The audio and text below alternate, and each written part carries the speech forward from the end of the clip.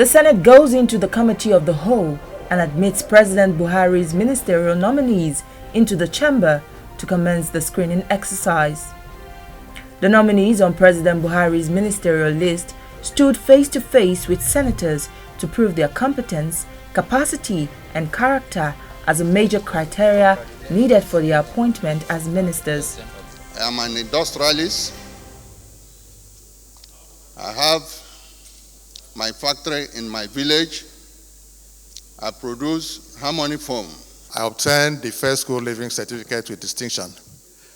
I proceeded to St. Patrick's College, the famous St. Patrick's College, in 1972, and graduated in 1976. Again, I earned the West African School Certificates, Division 1. Then the lawmakers proceeded to ask questions on how they intend to handle matters of national importance if their nominations are confirmed. Mr. President, it is his prerogative to nominate whoever he wants. That is not in dispute.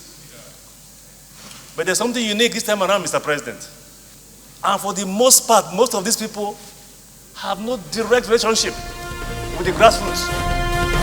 For it's one of the northern states with the highest number of internally displaced persons due to the activities of armed bandits. Communities in Zamfara have experienced attacks and abductions for ransom for over a decade. The federal government has, through the National Commission for Refugees, Migrants and Internally Displaced Persons, made efforts to cater for those displaced. The agency is confident that all internally displaced persons will soon be resettled. The resettlement city for the internally displaced persons is about 95% completed. The Federal Commissioner of the agency is on assessment tour to Tsunami IDP Transit Camp in Gusau alongside the APC National Women Leader. They are here to assess the needs of the IDPs and assure of the Buhari administration's commitment to improving the living standard of IDPs and vulnerable persons. There's a rise in man-made and natural disasters, and we need to kind of double up efforts, coordinate our efforts so that we can be able to do more. We're almost completing, so in the next few months we should begin to see occupancy of the resettlement city. President Muhammadu Buhari has done a lot to intervene and provide succor for internally displaced persons as well as refugees in Nigeria. The new resettlement city that is coming up, that is 95% completed. These are all efforts to help them resettle, to help them live a normal and more productive life and contribute their own quota to nation building. To this end, the Tsunami IDP's transit camp will be upgraded with modern equipment and the affected persons will be empowered.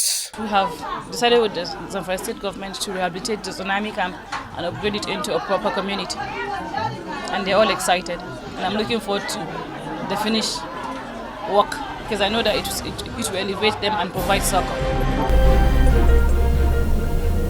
Fuel scarcity in major cities like FCT and Lagos has now become a recurring problem.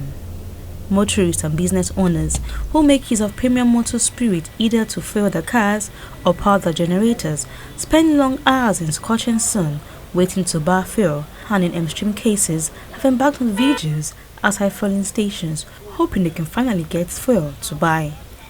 In the midst of these glaring difficulties, the NNPC still insists it has over 1.9 billion litres of PMS in storage, enough to last over 32 days. The Group Executive Director Downstream, Yemi Adetunji, says the NNPC is making every effort to ensure energy security in the country. He assured that with Lagos sorted out, the company in collaboration with all relevant stakeholders will soon bring the situation in Abuja under control. Last week we were in Lagos and then we assured Nigerians that we have adequate supply of petrol. Today we have 1.9 billion litres of petrol, is about 32 days sufficiency. Lagos is cleared now and we just clear in a couple of days, clear Abuja as well. The CEO of the Nigerian Midstream and Downstream Petroleum Regulatory Authority, Farouk Ahmed, confirmed improved supply of products from about 70 to an average of 140 trucks in 3 days. He cautioned marketers against selling above government-approved pump price, as any station that engages in such sharp practices will be sanctioned accordingly.